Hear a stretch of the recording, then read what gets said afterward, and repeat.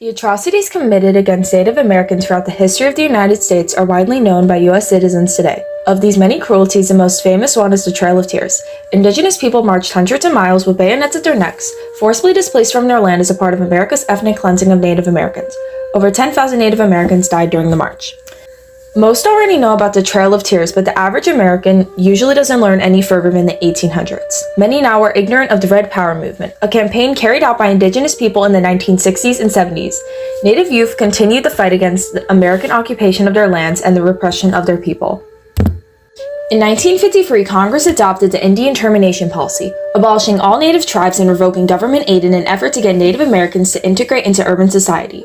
However, the policy left Native American families even poorer than before. Facing police brutality, high unemployment rates, and numerous other civil rights issues, the American Indian movement, AIM, was formed. AIM played a key role in nearly every major Native American protest in the United States to date. AIM led the Trail of Broken Treaties. The idea of the trail was first introduced in August 1972, where they, the National Indian Youth Council, the National Congress of Native Americans, and the National American Indian Council planned the march on Washington, D.C. to bring national attention to treaty rights, issues facing Native communities, and to make the government take responsibility for the Native American issues on the rights they were promised. The organizations plan to present a 20-point position paper to the Nixon administration in Washington, D.C. that established and defined the demands of Native Americans across the nation. Most of the demands revolved around treaty rights, such as how the president should create a group of natives and non-natives to review treaty commissions and violations. Other points included everyday rights, such as how violent offenses against Native Americans should be treated as a federal crime, and the government should work on improving and creating better housing, education, employment, and economic development for them. On November 3, 1972, the caravan arrived in D.C. Leaders of AIM went to the Bureau of Indian Affairs to request hotels. They had ended up lodging in the auditorium of the Department of the Interior. As the protesters were leaving the BIA, the younger ones were shoved by guards. Being a large group in a new place, they were fearful for their lives. They stepped outside to face the District of Columbia riot squad, and they seized the building.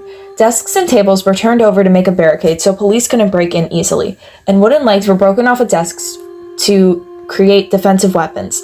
The group occupied the BIA for a week, and with this unplanned occupation, the 20-point paper was never formally presented to the Nixon administration. However, Hank Adams, a Native American activist, created a partial solution where Native Americans would receive $60,000 in transportation money and return to reservation safely.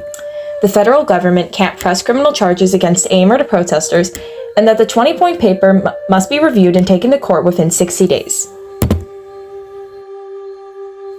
During the occupation of the horrid attack with the police and the native tribes, AIM leaders cultivated media attention by building a teepee on the BIA lawn and promoting the Trail of Broken Treaties manifesto.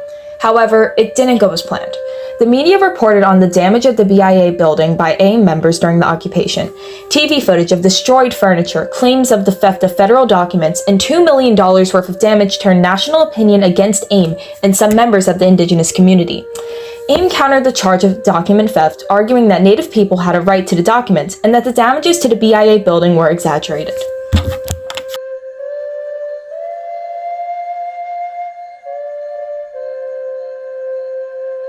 Now, why does all this need to be known?